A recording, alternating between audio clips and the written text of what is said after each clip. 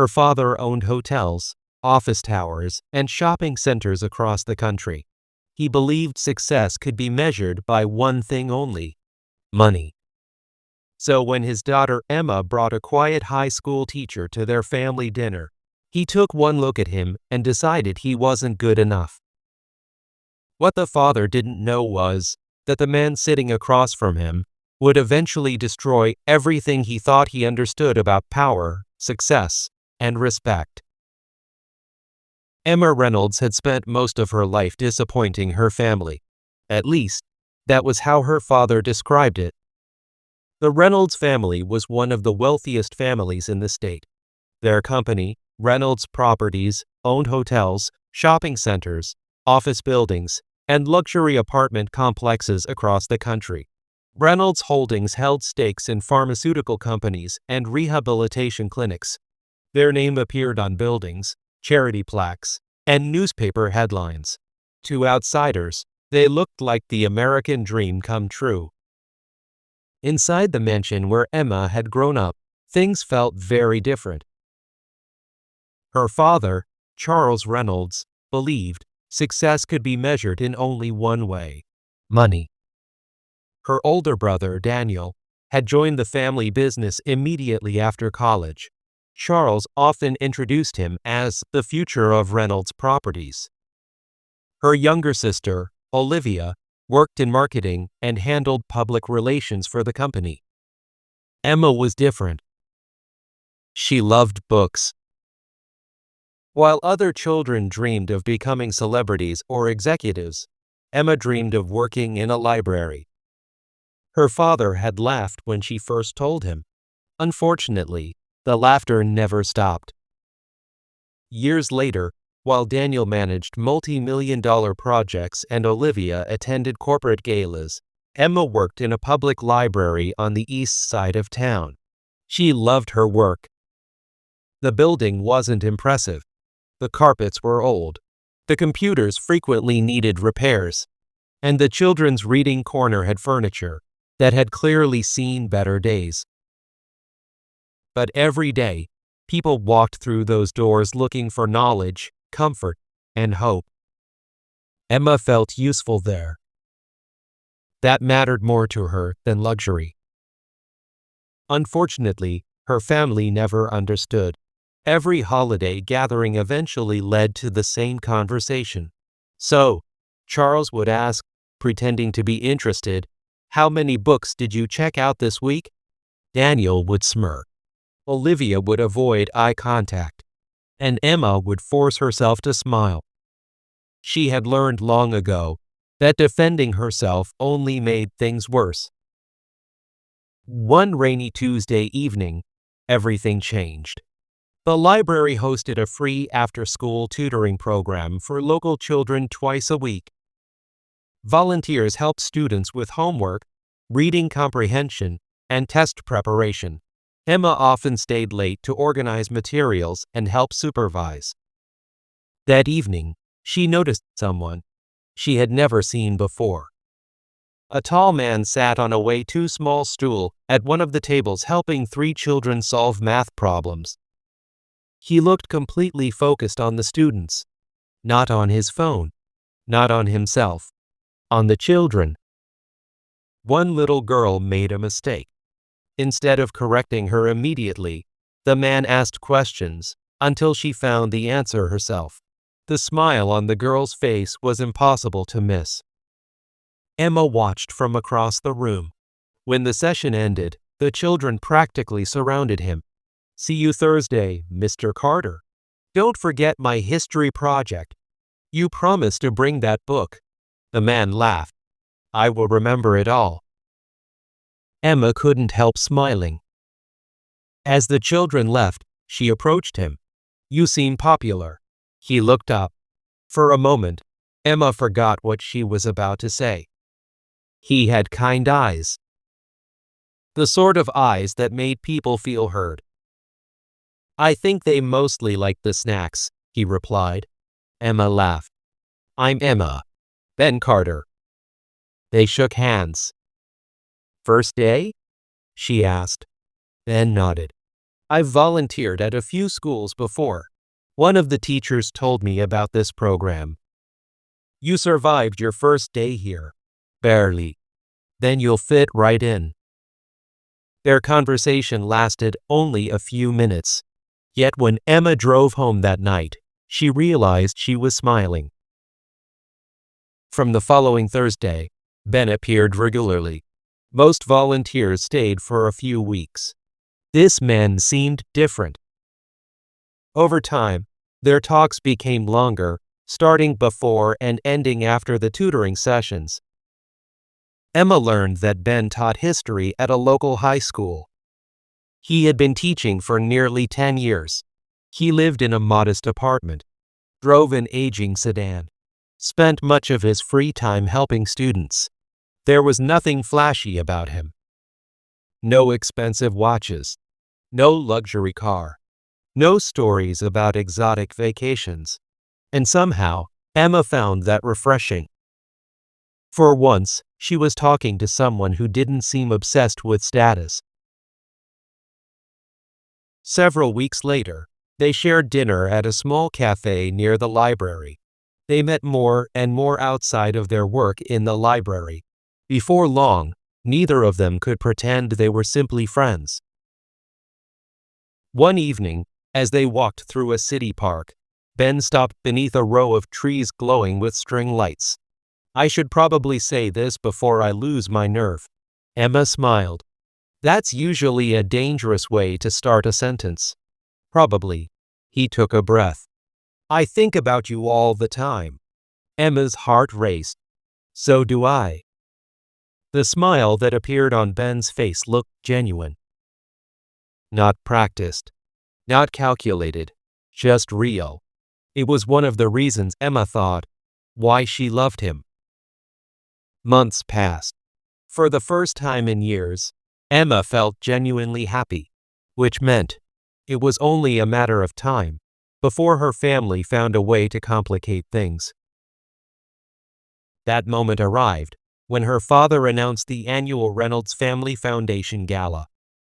According to Charles Reynolds, it was the most important event of the year. Business leaders, investors, politicians, and socialites gathered for an extravagant evening. Attendance wasn't optional, at least not according to Charles. You'll be there, he informed Emma during a phone call. Dad, and bring this boyfriend I've heard so much about.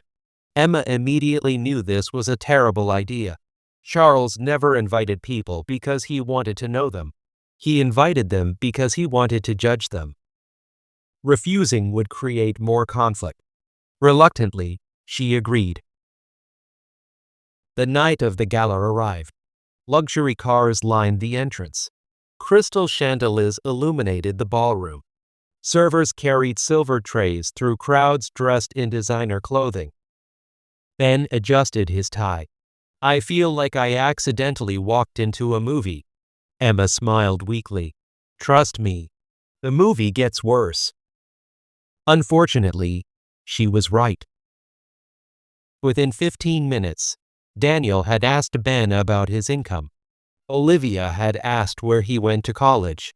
A family friend had mistaken him for a waiter, and Charles Reynolds had not yet even entered the conversation. When he finally approached, Emma braced herself.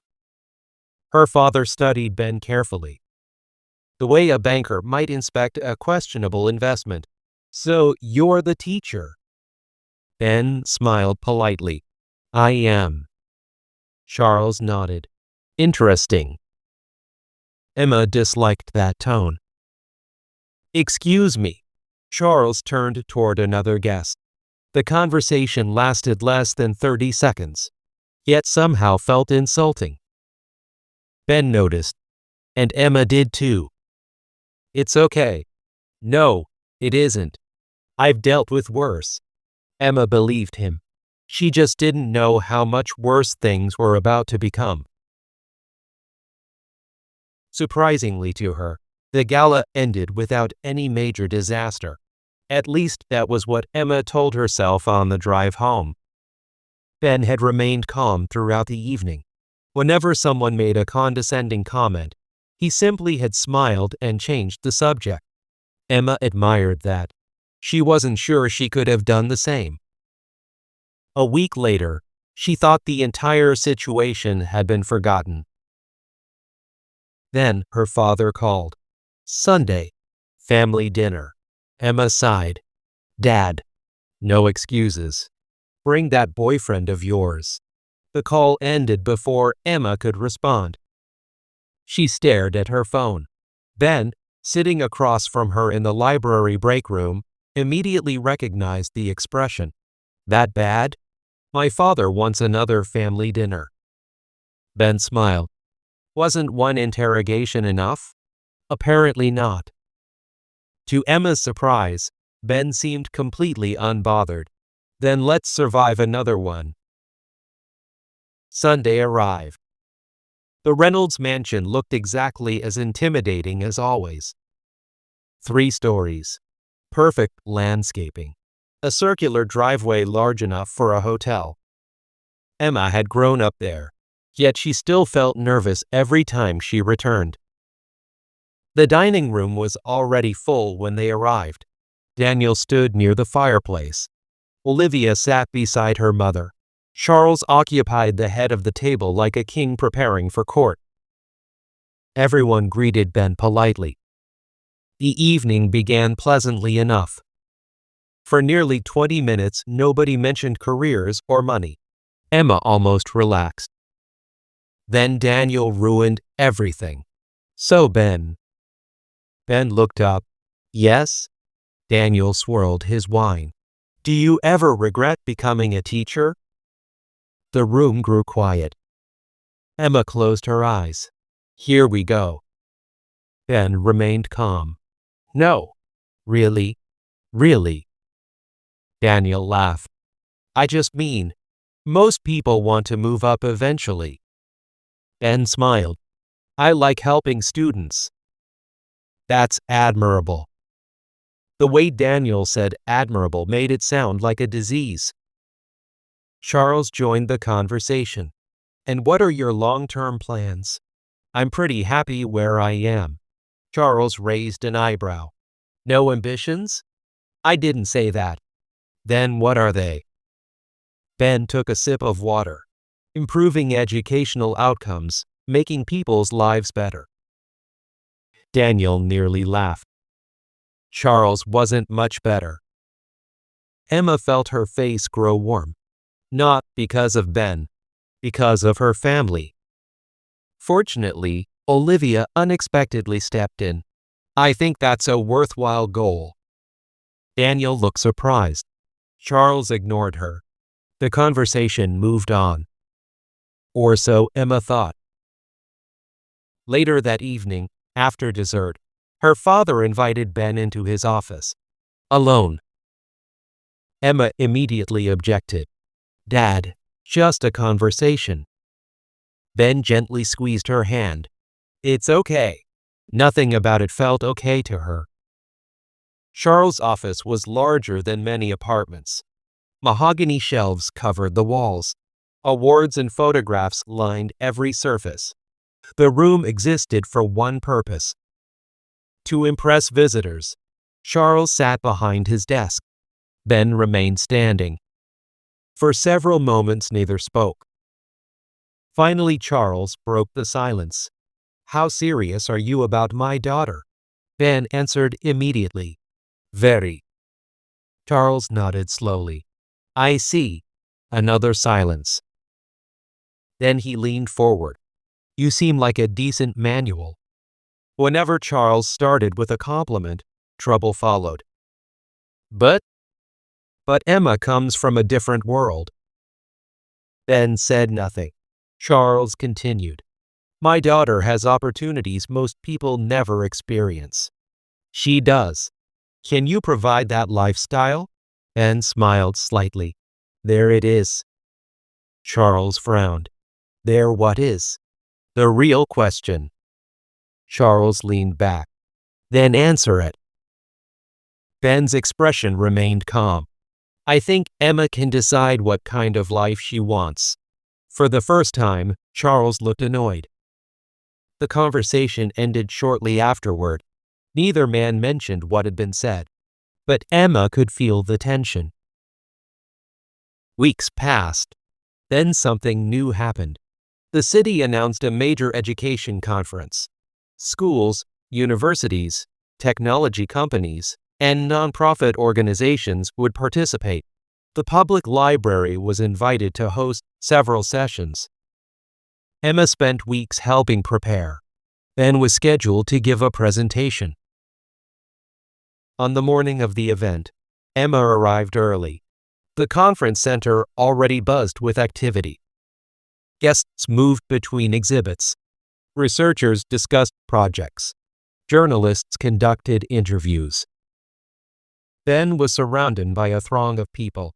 Several executives in expensive suits were standing nearby, not just talking to him, waiting for him. One of them extended a hand. "Mr. Carter, wonderful to see you again." Another immediately joined the conversation. "So glad you could attend." Emma slowed her pace. Something wasn't adding up. Ben was a high school teacher. Why were technology executives treating him like a welcome sight? Before his presentation, the room was packed, far more crowded than she had expected. People stood along the walls. Some even sat on the floor. Emma found a seat near the back. The moderator stepped onto the stage. "Today, we're honored to welcome educator, researcher, and founder Ben Carter." "Founder?" Emma blinked. "Founder of what?" The moderator continued. "The learning platform he developed currently serves over 12 million students worldwide." The audience applauded. Emma stared at the stage. Ben looked slightly embarrassed, as if none of this were a big deal. His presentation began. Years earlier, Ben had developed an online educational platform. Originally, it was designed to help struggling students receive personalized support. The system adapted lessons to individual learning styles. Teachers loved it. Schools adopted it. The platform expanded internationally. What began as a small project had become one of the largest educational tools in the world. Emma sat frozen. Not because Ben had developed it. Not because Ben was obviously wealthy. Because he had never mentioned any of it. Not once. After the presentation ended, people surrounded him. Investors, educators, reporters, technology executives. Everyone wanted his attention. When Ben finally reached her, Emma crossed her arms. He smiled slightly. "You're angry." "A little." "Fair. You built the largest educational platform in the world. Apparently. You never told me." Ben laughed. "It never seemed important." Emma stared at him. "You realize most people would mention that. Most people also put it in their social media biographies." She couldn't help smiling. "Are you secretly rich?" Ben considered the question. "A little." Emma laughed despite herself. "A little?" "I've never checked exactly." Ben. "Okay. More than a little." For the first time since meeting him, Emma understood why money never impressed him. He already had enough. And unlike most wealthy people she knew, he seemed completely uninterested in proving it.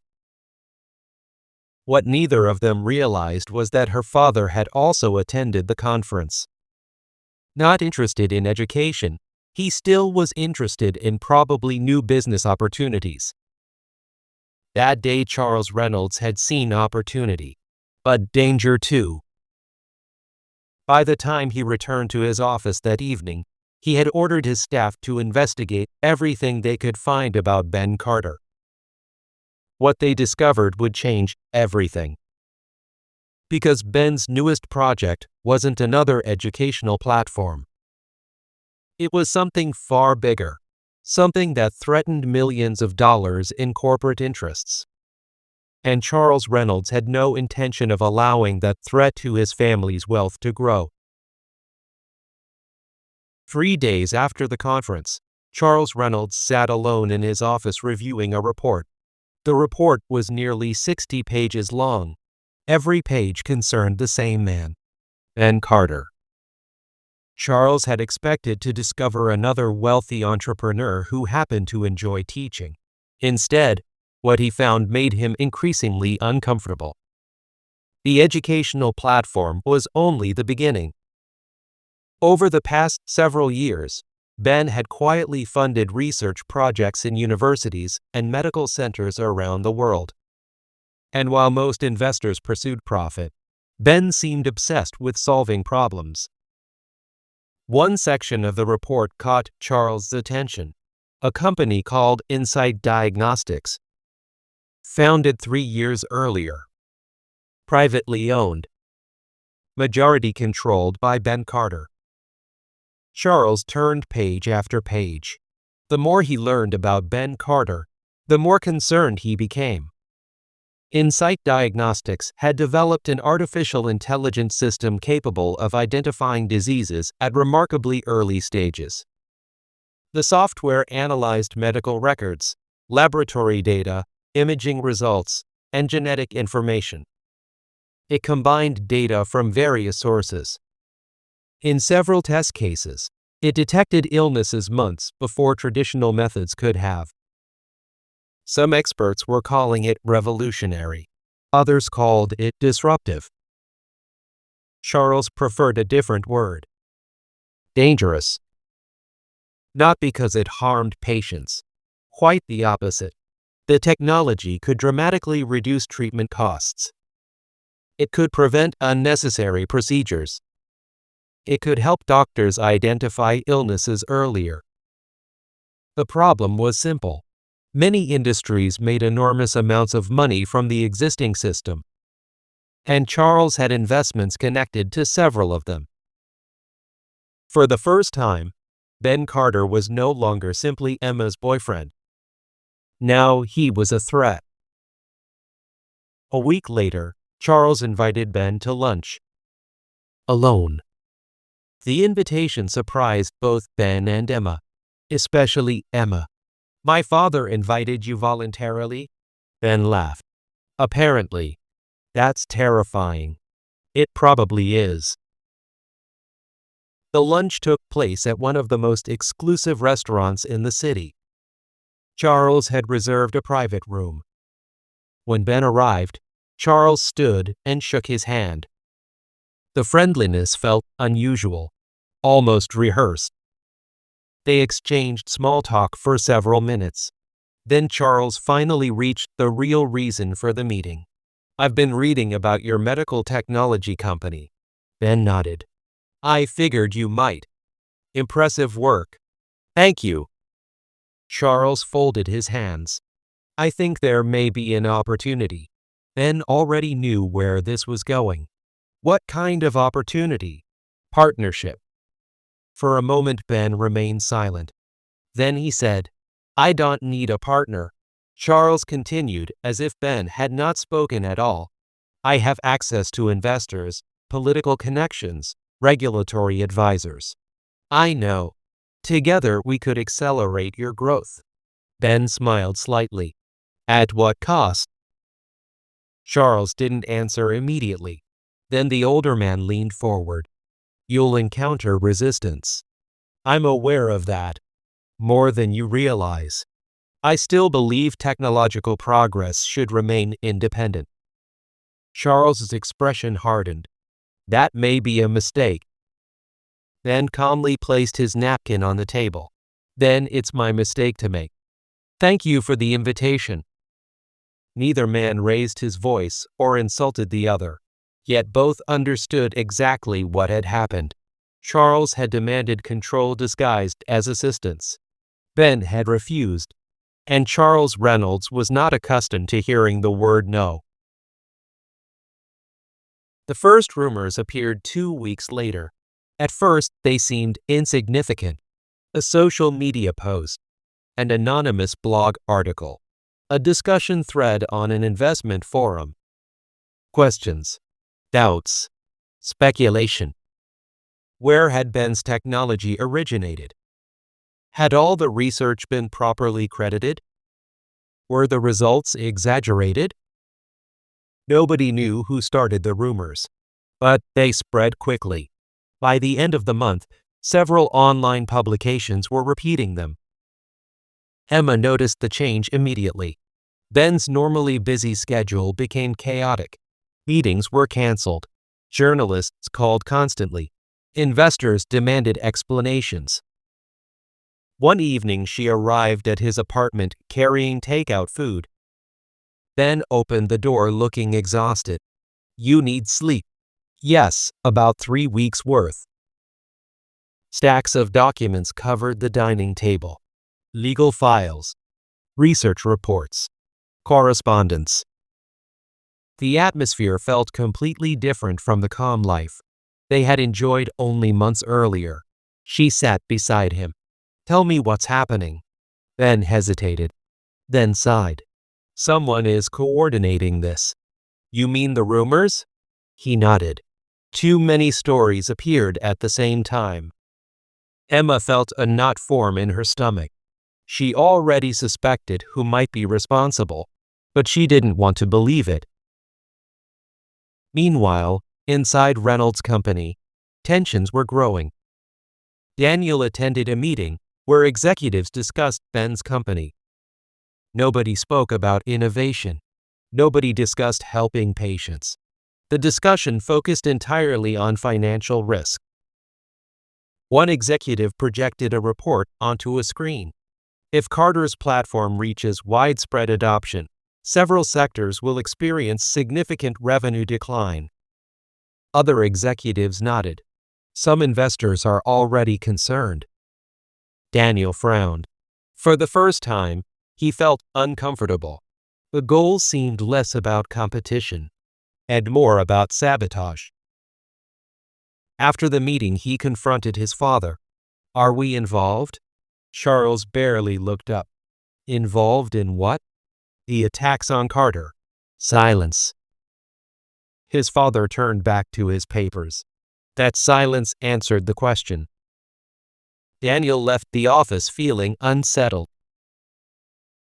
Emma's doubts grew stronger after a conversation with Olivia. Her sister arrived unexpectedly at the library one afternoon. "I need to talk to you." The seriousness in Olivia's voice immediately alarmed her. They sat in a quiet study room. For several moments Olivia said nothing. Finally she spoke. "I think Dad is behind it." Emma only stared at her. Neither wanted to say the words aloud. Yet both had already reached the same conclusion. "You know something?" Olivia nodded. "I don't have proof, but I've seen notes of meetings, documents, conversations." Emma's heart sank. Olivia looked miserable. "I didn't want to believe it." Neither did Emma. Because if their father was responsible, then the situation was far worse than simple family disapproval. This wasn't about protecting Emma or class differences. It was about power and money. And their father was willing to destroy another human being to protect both. For the first time in her life, Emma wondered whether her father had crossed a line that could never be uncrossed. Emma barely slept that night. She sat alone in her apartment, replaying every conversation she had ever had with her father, every lecture, every criticism, every moment he had dismissed someone's worth because of their profession, income, or social status. For years she had told herself that Charles Reynolds was difficult, demanding, controlling, but fundamentally decent. Now she wasn't sure. The next morning she called Ben. "Can we meet?" "Of course." An hour later they sat together on a quiet bench in the city park, where they had shared their first real conversation. Emma told him everything. Olivia's suspicions about the meetings and the rumors, the evidence that seemed to point toward her father. When she finished, Ben remained silent for several moments. I was hoping I was wrong, Emma admitted. I know. Did you suspect him? Ben nodded. A little. And you didn't tell me? I didn't want to make you choose between us. That answer somehow hurt and comforted her at the same time. Because it was exactly the kind of answer the Ben she had learned to love would give. He cared more about protecting her than winning an argument. Emma stared at the ground. What if it's true? Ben gently touched her hand. Then it's true. Aren't you angry? I'm angry. His voice remained calm. But being angry doesn't change facts. Emma wished she possessed that kind of self-control. 3 days later, Olivia arrived at Emma's apartment carrying a flash drive. Her hands were shaking. I have proof. The sisters spent hours reviewing their father's files. Meeting notes, internal emails, communications between consultants, public relations strategies. Thrive found notes to false narratives, coordinated attacks. The evidence was overwhelming. Charles Reynolds had approved everything. He had personally authorized efforts to undermine Ben's reputation, to delay investment, to damage public trust, to create uncertainty. Not because Ben had done anything wrong, because his technology threatened powerful interests. Emma felt physically sick. Olivia wiped tears from her eyes. I kept hoping there would be another explanation. There isn't. No, there wasn't. That evening, Emma drove to her parents' house. For the first time in her life, she wasn't intimidated. She was furious. Her father sat in his office reviewing documents when she entered. Emma. She threw the folder on his desk. The evidence spilled across the polished wood. Charles looked down at the papers, then back at her. Neither spoke. Finally, he leaned back. So Olivia found it. The casual response shocked her. No denial. No explanation. No apology. Nothing. You did it. Charles remained silent. You are trying to destroy his reputation. I protect important interests. Emma stared at him in disbelief. You lied about him. I protected thousands of jobs. You attacked an innocent manual. He threatened industries that support entire communities. Emma could hardly recognize the person sitting across from her. For years, she had believed her father valued success above everything else. Now she realized he valued control. The money had simply been a symptom. Do you hear yourself? Her father stood. You don't understand how the world works. No, you are wrong. Emma's voice trembled. I finally do. For the first time, her father seemed genuinely affected. Emma turned and walked away. The situation escalated quickly. Copies of falsified documents were leaked to journalists. Regulatory agencies opened investigations. Shareholders demanded answers. News outlets began reporting the story. What started as whispers became headlines. What if this newest innovation was a scam? The public response was immediate. People were outraged, but not as Charles Reynolds and his associates had intended, because they had targeted a technology that could potentially improve the lives of millions of people.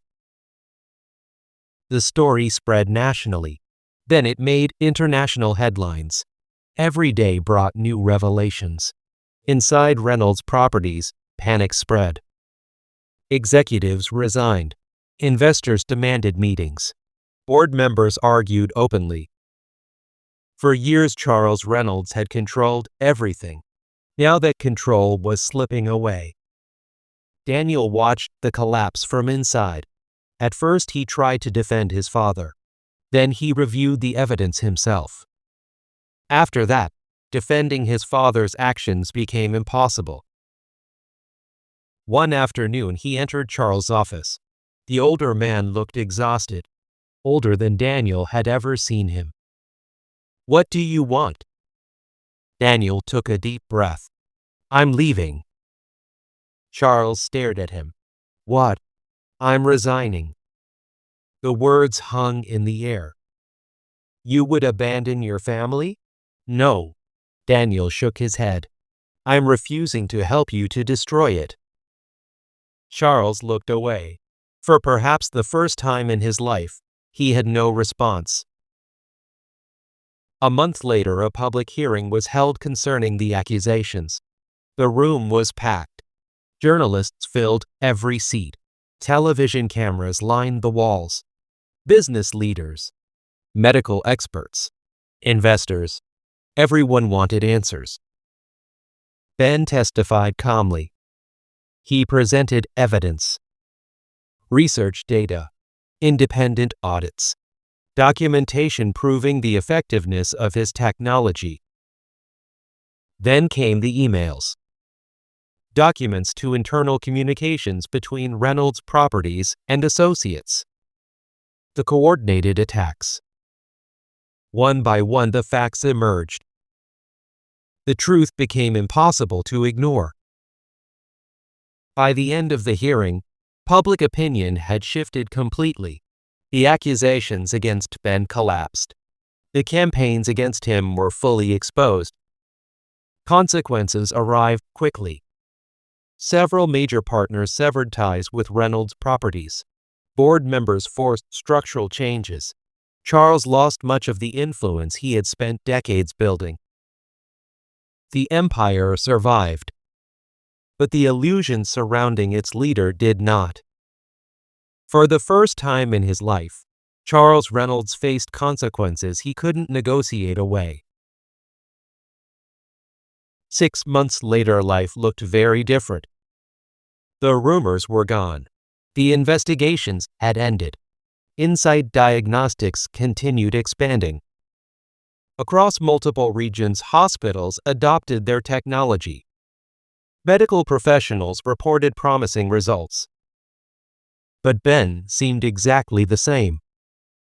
He still taught classes, still volunteered with students, still spent Tuesday and Thursday evenings helping children at the library. Money had never changed him. Success hadn't changed him. And public attention certainly didn't. Emma loved him even more for that. One afternoon, Ben walked into the library carrying a box. Emma immediately smiled. "What's in there?" "An idea." "That sounds dangerous." Ben smiled. The box contained architectural drawings, plans, budgets, design concepts. Emma examined them carefully, then looked up in confusion. "What is this?" Ben smiled. "A new library." Emma blinked. "What?" "A larger building." She continued staring. Ben pointed at the drawings. Community classrooms, technology center, children's learning wing, teacher training facilities. Emma's eyes filled with tears. "You did this?" "We did." The project would become the largest community education center in the region. Exactly the kind of place Emma had always dreamed about. 1 year later, the building opened. Thousands attended the celebration. Students, teachers, families, volunteers, community leaders. The atmosphere felt joyful, hopeful, the opposite of everything that had happened before. As guests gathered in the central reading hall, Ben took her hand. He guided her toward a small platform surrounded by bookshelves. Then Ben knelt on one knee. The entire room became silent. Emma Reynolds, Tears immediately filled her eyes. For years you've believed that kindness matters more than status. His voice shook slightly. You were right. People smiled. Some cried, including Olivia. Even Daniel looked emotional. Ben opened a small box. Will you marry me? Emma laughed through tears. Yes. A room erupted in applause. They married 6 months later, in the old library where they first met. Surrounded by students and teachers, friends and family, and people whose lives had been changed by kindness. Olivia and Daniel attended. Even Charles attended, quietly, from the back row. He said very little that day. Age and consequences had humbled him more effectively than any argument ever could. When the ceremony ended, he approached Emma. For a moment neither spoke. Then Charles looked at his daughter. I'm sorry. For the first time in many years, Emma saw something she had never expected to see in her father: regret. And perhaps the beginning of wisdom. As she turned back toward Ben, Emma realized something important. The greatest victory had never been proving her father wrong. The greatest victory was building a life based on the values her father never understood: integrity, compassion, trust, and love. The very things that had made Ben Carter wealthy in all the ways that truly mattered.